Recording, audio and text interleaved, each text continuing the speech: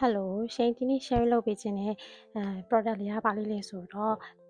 shampoo ရှိန်လိုမျိုးသမင်ဆန္ဒ6တဲ့သပင်ကျွတ်တဲ့သူတွေအတွက်သပင်ကျွတ်တဲ့သူတွေပေါ့နော်သူတို့အတွက်အရန်ကောင်းတဲ့ shampoo လေးတစ်ခု share လုပ်ပေးခြင်းလို့ပါအဲ့ဒါကပါလေးလဲဆိုတော့ဒီ Kerastase ဆိုတဲ့ shampoo ပေါ့နော်အမဲရောင်လေးသုံးတာရှင်ကတော့အဲ့တော့ဒီ Kerastase shampoo ကသူက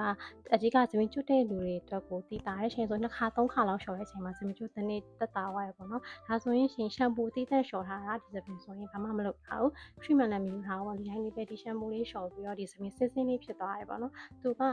ဒီ shampoo ကိုမှသူ့ရဲ့ hair mask နဲ့အတူတူသုံးတယ်ဆိုရင်တော့ပို့ပြီးတော့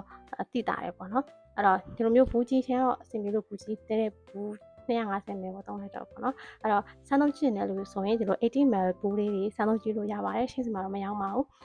ပြီးတော့ဒီစပင်ကဒီဟာလေးက2ခါ3ခါလျှော်တဲ့အချိန်မှာတော်တော်တည်တာတယ်တော့ဒီ